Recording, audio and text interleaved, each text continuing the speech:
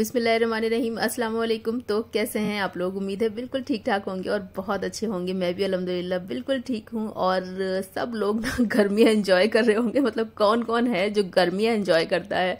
मुझे लगता है कि कोई भी नहीं, लेकिन करना चाहिए। ये भी अल्लाह ताला का ही बनाया हुआ एक मौसम है, सीज़न है, तो इसमें भी अल्लाह ताला का शुक्र अदा करना चाहिए।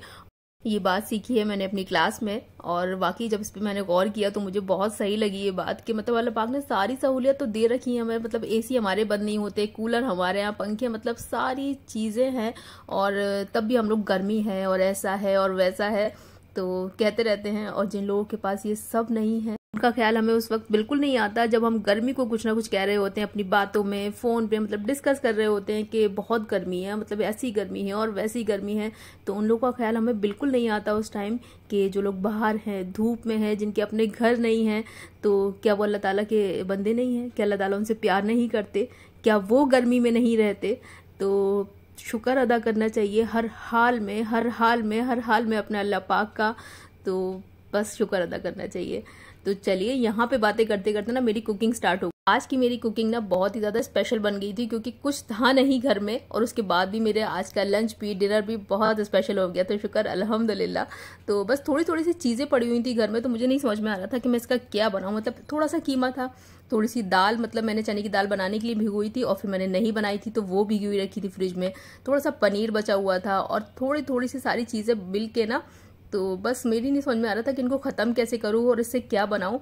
तो फिर मैं सारी चीज़ें निकाल के ले आई किचन में और फिर मैंने स्टार्ट कर दिया अपनी कुकिंग। मैंने कहा चलो इसका कुछ ना कुछ तो मैं बना ही लूँगी। तो जो मेरे पास कीमा था उसका मैंने कीमा पुलाव बनाया। उसमें डाले थोड़े से आलू, थोड़ी सी चने की दाल, और इतना मज़े का ये पुलाव बना था ना। और इसमें मैंने ये डाला था सौंफ का और धनिया का पाउडर, जो मैंने फ़ौरन ही पीसा था। और मैं कोशिश करती हूँ कि मतलब कोई भी मैं ड्राई मसाला डालूँ ना तो उसको फ़ौरन थोड़ा सा पीस के ना तभी डालूँ, तो उसका टेस्ट बहुत अच्छा आता है। तो इसको बिल्कुल मैंने बिरयानी की तरह ही बनाया था। मतलब ऑयल डाला, फिर गरम मसाला डाला, फिर आलू डाले और फिर चने की दाल, कीमा, सब कुछ डाल के ना इसको बहुत अच्छे से भून लिया था, लहसुन अदरक डाल के, हरी मिर्च डाल के। और लाल मिर्च मैंने डाली नहीं थी, सिर्फ हरी मिर्च ही डाली थी क्योंकि वाइट वाइट सा पुलाव बनाया था मैंने। और सब कुछ डाल के बस इसमें पानी डाला तो ये एक मज़े का कीमा पुलाव तैयार हो गया था। बहुत सारा कीमा नहीं था इसमें और थोड़े आलू भी थे, और मतलब बहुत मज़े का ये पुलाव मेरा बन गया था। और उधर मेरे पास थोड़ा सा दही बचा हुआ था, दही हो गया था थोड़ा खट्टा, तो उसका रायता नहीं बन सकता था। तो मैंने कहा चलो दही का मैं बनाती हूँ कड़ी। तो थोड़ा सा ही दही था और उसकी मैंने जुगाड़ वाली कड़ी बना ली अपनी। तो मसाला कड़ी बनाई थी मैंने, तो उसको बस मैंने जार में डाला और सारे मसाले डाल दिए, और उसमें डाला मैंने थोड़ा सा बेसन, मतलब 2-2.5 चम्मच मैंने बेसन डाला था क्योंकि दही भी थोड़ा सा ही था और थोड़ी सी ही मुझे बनानी थी क्योंकि फिर सारी चीज़ों को ख़त्म करना था। मतलब मेरा मेन मकसद ये था ना आज का कि जितनी भी चीज़ें मेरी फ्रिज में पड़ी हुई है ना, पहले मैं उसको ख़त्म कर लूँ, उसके बाद ही फिर मैं जो भी सब्जियाँ और गोश्त वगैरह मुझे मंगाना है ना तो तब मैं मंगाऊंगी। और कोशिश किया करें कि आपकी फ्रिज में जो भी सामान रखा हुआ है ना पहले उसको निपटा दें सारा, मतलब उसका बना लें, या खाने वाला अगर है तो उसको खा लें, क्योंकि थोड़ा थोड़ी चीज़ें बच जाती हैं तो वो देने में भी अच्छी नहीं लगती किसी को, इतनी कम होती हैं और हम लोग उसको उठा के फेंक देते हैं। और पता नहीं कौन लोग होते होंगे, मेरे ख्याल से कोई नहीं फेंकता होगा, मैं खैर बिल्कुल नहीं फेंकती। अगर मेरे यहाँ थोड़ा सा भी कुछ बचा है ना तो मैं उसको थोड़े से को भी स्टोर करके रख देती हूँ और उसको ख़त्म कर लेती हूँ। और मेरे यहाँ सब करते हैं, मेरे बच्चे भी, हस्बैंड भी और मैं भी, मतलब सब लोग। हम पहले वो चीज़ खाते हैं जो बची हुई है, दस्तरखान पे पहले वो चीज़ निकालने से पहले जो हमने ताज़ी बनाई है, जो हमारे यहाँ बचा हुआ है ना, पहले वो गर्म करके रखा जाता है और पहले उसको ख़त्म किया जाता है क्योंकि होता ही वो थोड़ा सा है, और सब मिल बांट के उसको खा लेते हैं। फिर उसके बाद जो बना है वो तो खाना ही है। तो खैर कड़ी मैंने चढ़ा दी थी, देखा आपने, उसमें बस मैंने लहसुन अदरक डाला था, सारे मसाले डाले थे और बहुत सारा पानी डाल के ना रख दिया था पकने के लिए। और जो कीमा बचा हुआ था इसके मैंने कहा चलो कबाब बना लेती हूँ, क्योंकि जब किचन में आ जाओ ना फिर आपका दिमाग चलने लगता है कि अब क्या क्या बन जाएगा। उस टाइम आपको समझ में नहीं आ रहा होता कि इसका क्या बनेगा। और बहुत थोड़ा सा ही था और थोड़ा सा मैंने डाला पुलाव में, और थोड़ा सा मैंने रोक लिया था डालते डालते कि चलो इसके कबाब बनाऊंगी, थोड़े से ना चपली कबाब, बहुत अच्छे बनते हैं और जल्दी भी बन जाते हैं। तो फिर मैंने शाम के लिए उसको तैयार करके रख दिया था। मैंने कहा अभी दोपहर में ना हमारे लंच में ना तो पुलाव हो जाएगा। और तो इधर बस कड़ी भी तैयार होने ही वाली थी, लेकिन पहले मैंने बच्चों को पुलाव सर्व कर दिया था क्योंकि बच्चे कड़ी वड़ी इतने शौक से खाते नहीं हैं, खाते हैं लेकिन बहुत ज़्यादा शौक से नहीं खाते। तो फिर मैंने बच्चों को पहले ये पुलाव दे दिया था। अच्छा, पुलाव में ना मैं कलर डालना भूल गई थी, मतलब कलर और केवड़ा वाटर आप थोड़ा सा अगर डालना चाहें बिल्कुल बिरयानी वाले लुक के लिए ना तो वो भी बहुत अच्छा लगता है। उसमें टेस्ट से कोई मतलब नहीं होता उसका, लेकिन लुक बहुत अच्छा आता है उसका। और ये जो थोड़ा सा पनीर मेरे पास बचा हुआ था ना, इसको भी बस मैंने फ्राई करके ना इस पुलाव में ऐड कर दिया था। तो ये पुलाव हमारा बहुत ही मज़े का तैयार हो गया था। और इधर बस कीमा भी मैंने सारा मसाले वसाले मिला के ना उसको मैरिनेट होने के लिए छोड़ दिया था।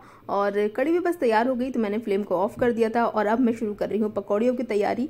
तो पकौड़ियों में जब मैंने बनाने शुरू की ना तो मुझे ऑयल थोड़ा सा कम लग रहा था। फिर मैंने थोड़ा सा ऑयल बाद में डाला, क्योंकि ये वाला ऑयल ना फिर यूज़ में इतना आता नहीं है, फिर इसको स्टोर करके रखना पड़ता है। लेकिन पकौड़ियाँ भी फ्राई होती नहीं है ना कम तेल में, तो फिर मैंने डाल लिया था थोड़ा सा। और बहुत अच्छी पकौड़ियाँ मेरी एकदम जाली वाली जो है वो तैयार हो गई थी। और मतलब जब मैं सोच रही थी कि मैं मतलब क्या बनाऊँ, क्या सब कुछ थोड़ा थोड़ा सा रखा हुआ है किचन में, और समझ में नहीं आ रहा था कि मतलब अभी बनाऊँ फिर शाम को बनाऊँ। क्योंकि जब आपको होता है ना कि आपको दोपहर में भी कुछ बनाना होता है फिर शाम में भी बनाना होता है ना, तो बड़ा मतलब दिमाग ख़राब हो रहा होता है। लेकिन खैर शुक्र अल्हम्दुलिल्लाह, जब मैं किचन में आई तो अल्लाह पाक ने सारी चीज़ें इतनी आसान कर दी ना कि मतलब मैं सोचती चली गई कि चलो इसका ये बना लेती हूँ, इसका ये बना लेती हूँ, और सब चीज़ बनती ही चली गई। तो कड़ी तैयार हो गई थी, उसका तड़का तैयार मैं कर रही थी। और तड़के में मैं लगाती हूँ 7 चीज़ों का तड़का, जिसमें प्याज, लहसुन, ज़ीरा, हींग और तेज़पत्ता और साबुत लाल मिर्च, और कुछ रह गया पता नहीं, तो हो गई होंगी शायद 7 चीज़ें, आप लोग काउंट करके बताइएगा। तो तड़का लगा दिया था। और इधर बच्चों के आए थे नए लंच बॉक्स, तो बच्चों का बस खाना जैसे तैसे उतरा है कि हम करनी है हमें अपनी न्यू लंच बॉक्स की अनबॉक्सिंग। मतलब जब घर में कोई चीज़ आती है और बच्चों की कोई चीज़ आती है ना, तो फिर बच्चों को बिल्कुल सब्र नहीं होता कि उसको थोड़ी बहुत देर के लिए भी रखा जाए। एक आध दिन तो बहुत दूर की बात है, मतलब थोड़ी बहुत देर का भी सब्र नहीं होता। और ख़ास तौर से इब्राहिम को तो बिल्कुल सब्र नहीं होता। वो तो चाहता है कि जब उसकी कोई चीज़ आई है तो उसको फ़ौरन खोल दिया जाए। और बहुत सारी चीज़ें ऐसी होती हैं कि जो मैं कहती हूँ कि बेटा अभी नहीं खोलना, मैं उसको अनबॉक्स करूँगी या थोड़ी सी वीडियो बनानी है मुझे, तो बस फिर तो इब्राहिम को बिल्कुल सब्र नहीं होता। तो उसको ये था कि लंच बॉक्स हमारे हैं तो हम ही खोलेंगे। तो मैंने कहा चलो ठीक है। और लंच बॉक्स मैं आपसे इसलिए शेयर करना चाह रही थी क्योंकि इस बार मैंने बच्चों के ये स्टेनलेस स्टील के लंच बॉक्स लिए हैं, जो कि बहुत ज़रूरी हैं। अब तक हमने बच्चों को दिया है प्लास्टिक के लंच बॉक्स में खाना, जो कि नहीं देना चाहिए। और बहुत सारे स्कूलों में तो अब मतलब अलाउ ही नहीं है प्लास्टिक के लंच बॉक्स, और मेरे बच्चों के स्कूल में भी नहीं है।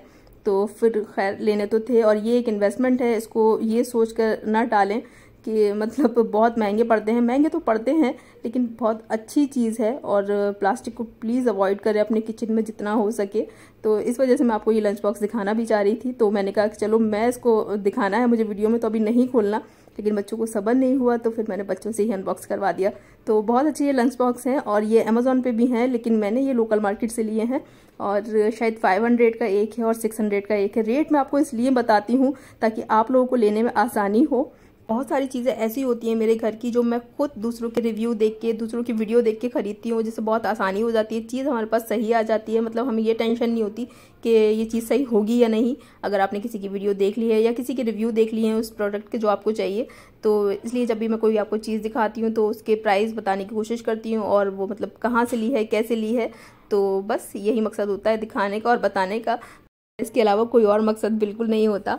तो खैर वीडियो शूट कर रही थी मैं बच्चों के लंच बॉक्स की, और हस्बैंड आ गए थे इत्तेफाक से जल्दी। और ये हमारे आया था गिफ्ट, ये एक इंडोर प्लांट था और बहुत ही प्यारे से पॉट में ना ये लगा हुआ था। प्यारा सा कहूँ या ख़राब कहूँ, क्योंकि इसमें एक आउल की जो है वो फिगर बनी हुई थी। खैर देखेंगे इसको क्या करना है अभी।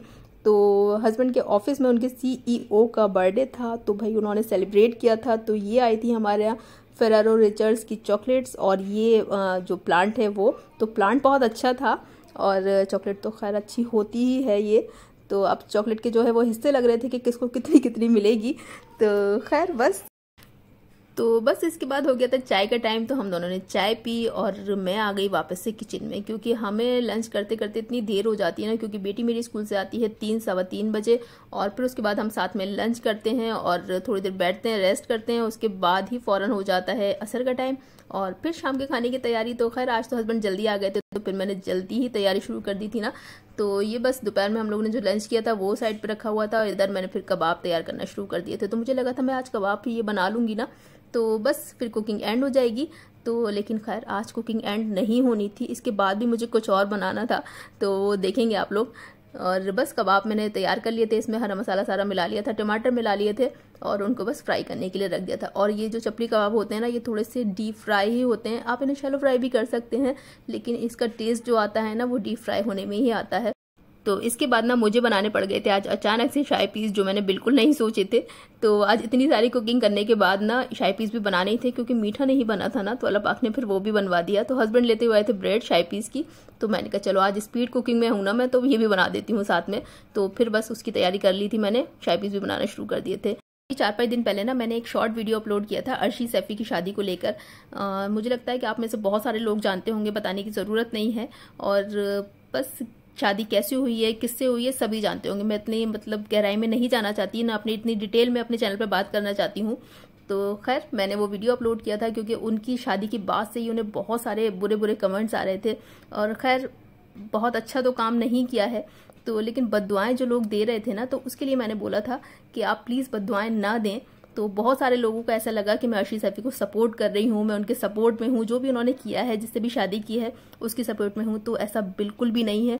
कभी भी कोई ऐसे इंसान को या किसी भी ऐसे काम को जो मेरे इस्लाम के खिलाफ हो, मेरे दीन के खिलाफ हो, उसको सपोर्ट कर ही नहीं सकती, ना कभी कर पाऊंगी इंशाल्लाह। मुझे उम्मीद है अपने अल्लाह ताला से। तो खैर मैंने उनको सपोर्ट नहीं किया था, लेकिन मैंने उनको बद्दुआ देने के लिए मना किया था। बस ये बोला था अपने ब्लॉग में कि प्लीज़ इतनी बुरी बुरी बद्दुआएं ना दें कि लोग उन्हें जहन्नुमी कह रहे हैं, मतलब पहले से ही बता दे रहे हैं। तो उसके लिए मैंने कहा था। तो इसका मतलब ये बिल्कुल भी नहीं है कि मैं उन्हें सपोर्ट कर रही हूँ या उन्होंने इतना अच्छा कोई काम किया है कि उसको सपोर्ट मिलना चाहिए। तो खैर बद्दुआ देना भी इस्लाम में नहीं है, अगर ये काम करना इस्लाम में नहीं है, इस तरह से शादी करना जायज़ नहीं है, बिल्कुल हराम है, बिल्कुल सही बात है। लोगों ने फिर मुझे कमेंट्स की, बहुत सारे कमेंट्स उस वीडियो पे आए, अच्छे खासे व्यूज़ भी आए, जो कि मैंने सोचकर भी इतना वीडियो नहीं डाली थी, बस जो मेरे दिमाग में उस टाइम आया वॉइस ओवर करते हुए, तो वो मैंने वीडियो बस अपलोड कर दी थी। बिल्कुल जेन्युइन सी वीडियो थी वो, लेकिन खैर उस पर व्यूज़ भी बहुत आए और कमेंट्स भी बहुत आए कि आप सपोर्ट कर रही हैं। और बहुत सारे कमेंट्स, जिसका मैं रिप्लाई दे दे के ना थक गई। तो मैंने सोचा कि मैं अपनी वीडियो में इस पर बात करूंगी। तो बस मैंने सोचा कि मैं इस चीज़ को क्लियर कर दूंगी अपनी वीडियो में आप लोगों के साथ, क्योंकि बहुत सारे कमेंट्स आ रहे थे कि आप, और एक कमेंट तो मुझे ऐसा भी आया कि आप इसलिए उन्हें सपोर्ट कर रही हैं कि आप भी किसी हिंदू से शादी करेंगी। तो अगर वो मेरे ब्लॉग देखती होंगी या नहीं देखती होंगी, नहीं देखती होंगी तभी तो उन्होंने इस तरह का कमेंट किया है। तो फिर मैंने उनको भी रिप्लाई किया। खैर मैंने बहुत ही सबको अच्छे से रिप्लाई किया है कि नहीं भाई, मैं बिल्कुल सपोर्ट नहीं कर रही। 1 मिनट की शॉर्ट वीडियो में ना आप सबको सब कुछ नहीं समझा सकते हैं, ना बता सकते हैं। और मेरा कहने का मकसद सिर्फ यही था कि आपको बद्दुआ नहीं देनी है। अगर किसी ने कोई गलत काम कर लिया है, कर चुका है वो ये गलत काम, तो उसको, उसके लिए आपको बद्दुआ नहीं देनी है। ये भी इस्लाम में नहीं है कि आप किसी को बद्दुआ दें, अपने दिल को काला करें, और नहीं देनी किसी को बद्दुआ। मैंने अपनी क्लास में, कुरान की क्लास में यही सीखा है कि अगर किसी ने कोई गलत काम कर लिया है तो उसकी इस्लाह की कोशिश करें, मतलब उसको सही रास्ते पे लाने की अगर आप कोशिश कर सकते हैं तो वो करें, ना कि उसको बद्दुआएं देने लगे, बुरा भला कहने लगे, ताकि उसको लगे कि हाँ ये मैंने किया तो बिल्कुल ठीक किया। तो ऐसा नहीं होना चाहिए।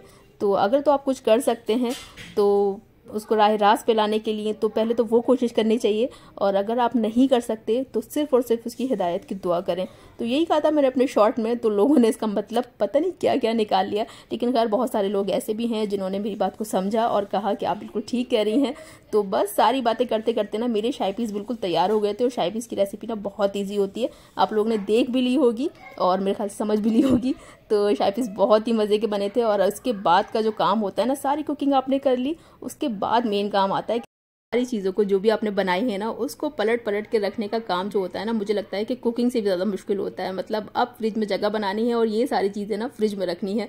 तो खैर अल्लाह पाक ने ये भी आसान करवा दिया था। तो यही ज़िंदगी है कि अल्लाह पाक अपने सारे कामों को आसान करवाते ही जाते हैं, और हर हाल में, हर चीज़ में अल्लाह पाक का शुक्र अदा करिए तो ज़िंदगी बहुत खूबसूरत हो जाएगी, बहुत आसान हो जाएगी। अल्लाह हाफिज़।